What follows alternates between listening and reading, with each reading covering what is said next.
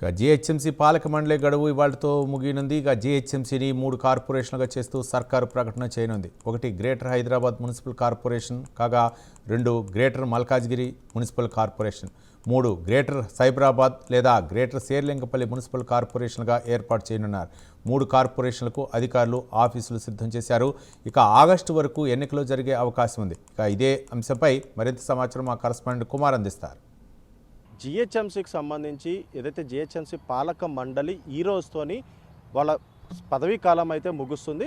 అయితే ముఖ్యంగా 2021 ఫిబ్రవరి 11న ఏదైతే జీహెచ్ఎంసీ ఏదైతే పాలక మండలి ప్రారంభమైందో అయితే 5 సంవత్సరాలు పూర్తి చేసుకుంది.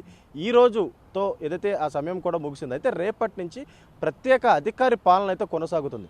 అయితే జీహెచ్ఎంసీకి సంబంధించి ఏదైతే ఈ రోజుతో సమయం ముగిసింది కాబట్టి వచ్చే 6 నెలల లోపే ఏదైతే జీహెచ్ఎంసీకి సంబంధించిన ఎలక్షన్స్ అయితే జరగాలి. అయితే ఈ 2026 ఆగస్టు లోపు ఏదైతే ఈ జీహెచ్ఎంసీ ఎలక్షన్స్ అయితే కొనసాగే అవకాశం అవుతుంది. అయితే ముఖ్యంగా చూసుకున్నట్టయితే జీహెచ్ఎంసీ ఎలక్షన్కి సంబంధించి ఏదైతే గతంలో ఏదైతే 5 సంవత్సరాల పాటు వాళ్ళు పదవీ కాలం కూడా జరిగింది. అయితే ఈ రోజుతో అదైతే ముగిసింది. ముఖ్యంగా గ్రేటర్ హైదరాబాద్ మున్సిపల్ కార్పొరేషన్కి సంబంధించి ఇప్పుడు 3 విభాగాలుగా ఇటు ప్రభుత్వం అయితే చేయనుంది.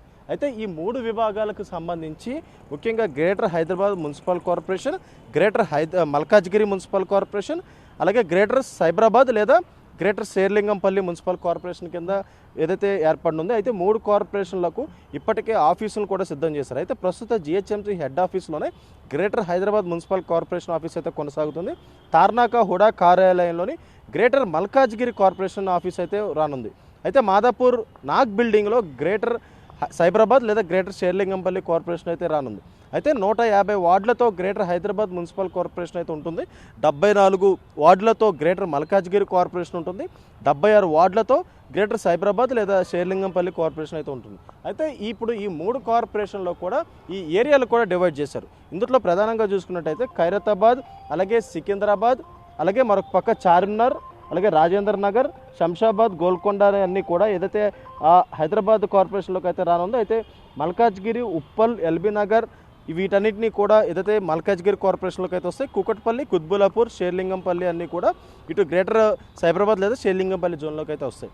అయితే ముఖ్యంగా ఇప్పటికే జీహెచ్ఎంసీ సమయం ముగిసింది కాబట్టి 6 నెలల లోపు ఎన్నికలు అయితే జరగాల్సి ఉంది. అయితే ఇప్పుడు వచ్చే ఆగస్టులో లోపు ఏదైతే ఎన్నికలు అయితే జరుగుతాయి, జీహెచ్ఎంసీ ఎన్నికలు అయ్యే వరకు కూడా స్పెషల్ ఆఫీసర్ పాలనలో ఈ 3 కార్పొరేషన్లు అయితే ఉంటాయి. అయితే గ్రేటర్ సైబరాబాద్ అంటే గ్రేటర్ హైదరాబాద్కు ప్రస్తుత జీహెచ్ఎంసీ కమిషనర్ కర్ణన్ ఉన్నారు.